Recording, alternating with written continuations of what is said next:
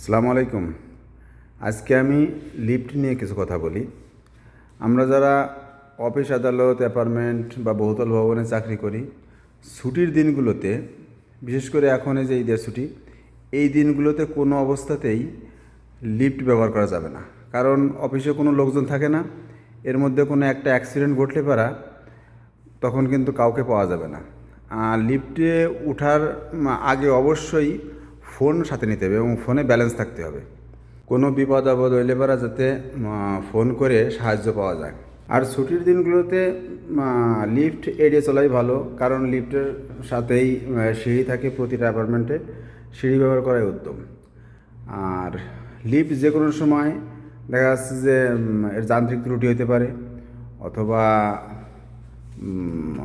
Auto circuit breaker পড়ে যেতে পারে, অথবা উপরে কোনো একটা অ্যাক্সিডেন্ট ঘটতে পারে। এই কারণেই লিফট না ব্যবহার করা সবচেয়ে উত্তম। লিফটের বাটন প্রেস করার পর তড়িঘড়ি করে কিন্তু লিফটের ভেতর ঢোকা যাবে না। এর কারণ হচ্ছে অনেক সময় লিফট ওপেন হয় দরজা, কিন্তু এই ফ্লোর আসে না। এই যে ঠিক এরকমের দরজা ওপেন হয়েছে ঠিকই, কিন্তু ফ্লোর আসে নাই।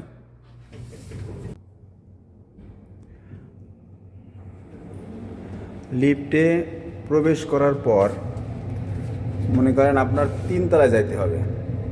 আমি 3 তলায় বাটন প্রেস করলাম, এর মাঝে আবার 1 তলা 2 তলায় অনেক লোকজন থাকে, হয়তো তারাও 1 তলা বা 2 তলা এরকমের প্রেস করে বসে আছে। এখন আপনার তো জরুরি যাওয়ার দরকার।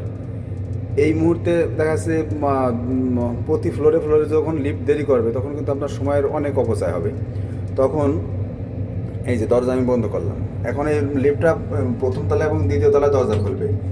এর থেকে আপনার জরুরি যাওয়ার জন্য এই বাটনটা আপনার প্রেস করে ধরে রাখতে হবে, মানে যে অফ বাটনটা যখন আমি প্রেস করে ধরে রাখবো, তখন কিন্তু এই দরজার খুলবে না কোথাও, মানে দরজা খুললে পরে সঙ্গে সঙ্গে বন্ধেও পড়ে চলে যাবে। এই যে দোতলা দেরি করে নেই, ঠিক আছে। ওই যে সব চলে আসছে ডাইরেক্ট 3 তলা, যে সরাসরি 3 তলায় চলে আসছে। লিফটের মাঝে যদি কোনো অবস্থায় আটকা পড়ে যায় লোকজন, অবশ্যই বাইরে ফোন করতে হবে। বাইরে থেকে লোকজন আসে, সর্বপ্রথমে যে একটা চাবি থাকে, এই চাবিটা এই যে প্রতিটা লিফটেরই সামনে এরকম একটা ছিদ্রি থাকে, এই ছিদ্রিতে এখানে প্রেস করলে পারাই এখানে মানে এইভাবে ডাইনের দিকে মোচড় দিলেই আস্তে করে এখানে খুলে গেল দরজা খুলে লোকজনকে বের করা যাবে। আবার অনেক সময় দেখা যাচ্ছে কারেন্ট থাকে না, বিদ্যুৎ না থাকলে কিন্তু তখন কোন ফ্লোরে আছে লোকজন জানবে না।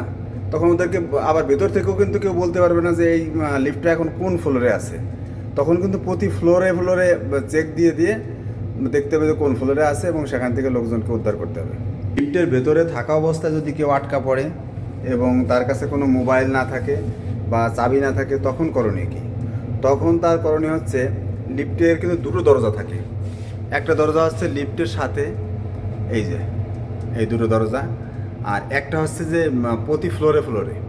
তো এই প্রথম যে দরজাটা, এই দরজাটা কিন্তু হালকা চাপ দিলেই খুলে যায়, এবং দ্বিতীয় দরজাটা কিন্তু খোলে না। দ্বিতীয় দরজাটা খুলতে হলেও এই যে একটা চাবি আছে, মানে ওখানে যে লকটা, এই লকটা কিন্তু এই উপরে থাকে, এই উপরে একটা পাত থাকে, এই পাতটা এইভাবে টান দিলে পারা অটোমেটিক এই দরজাটা খুলে চলে আসে।